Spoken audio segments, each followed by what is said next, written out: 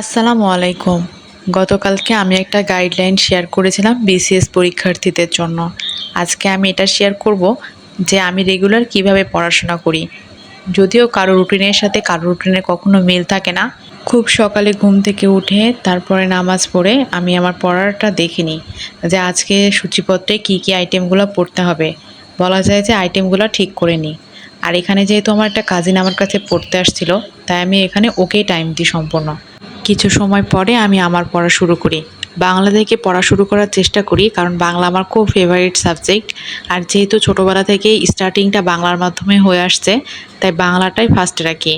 বাংলা ব্যাকরণ অংশ পড়া হয়ে গেলে লিটারেচার অংশ পড়ি। প্রতিদিনই একটু একটু করে দুইটা অংশ পড়ারই চেষ্টা করি, খুব বেশি পড়া হয় না। পড়ার রুটিনটা যেহেতু আপডেট করেছি, তাই সাহিত্য অংশটা প্রথম থেকেই শুরু করলাম। সাহিত্য অংশ পড়েও ভুলে যাই বারবার, তো ভাবলাম যে প্রথম থেকে আবার শুরু করি। আর বাংলা আমার কাছে স্পেসিফিক কোনো বই নাই, লার্নিং স্কুলের যে বইটা আছে ওটা থেকেই আমি সাহিত্য অংশগুলো সম্পূর্ণটা পড়ি।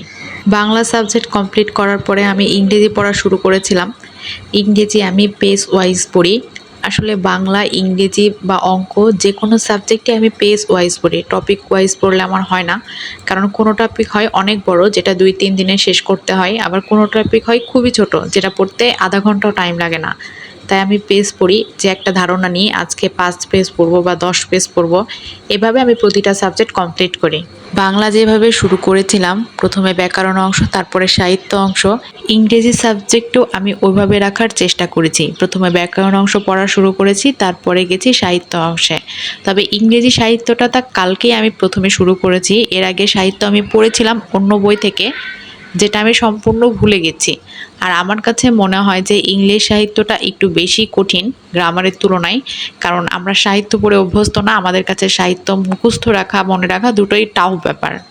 ভিডিওর মাঝখানে একটা কথা বলি, তোমরা যারা আমার ভিডিও দেখো, যারা বিসিএস এর প্রিপারেশন নিচ্ছ, তারা একটু কমেন্ট করে জানিও যে তোমাদের পড়া রুটিনটা কেমন এবং ধারাবাহিকতাটা কেমন।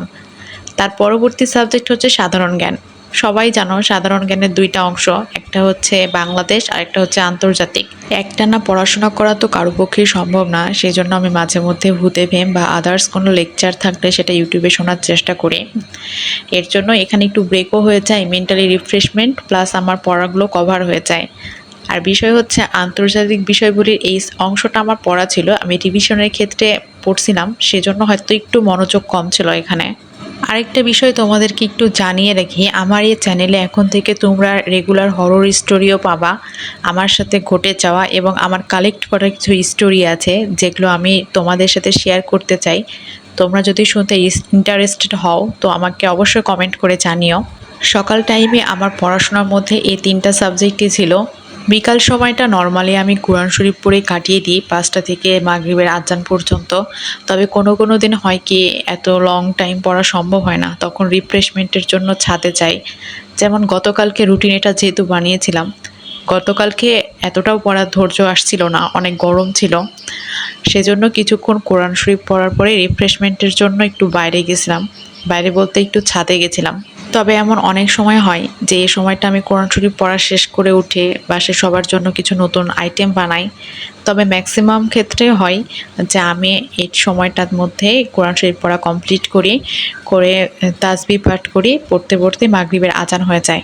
আপাতত আমার বাসায় কিছু গেস্ট আসছে, সেজন্য আমি এখানে এত পড়াশোনা না করে কিছু সময় পরে উঠে গিয়ে তাদের জন্য কিছু নাস্তার নতুন আইটেম বানানোর চেষ্টা করছিলাম।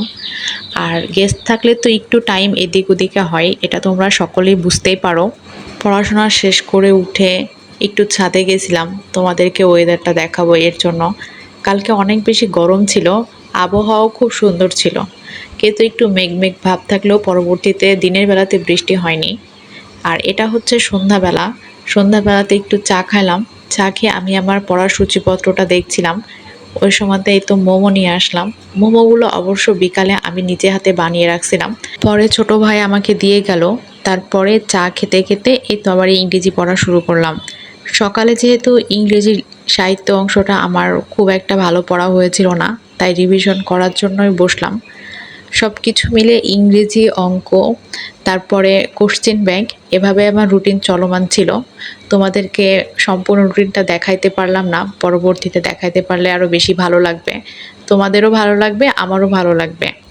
তো এটাই ছিল আমার ভিডিও। ভালো লাগলে লাইক, কমেন্ট, শেয়ার করো। আসসালামু আলাইকুম।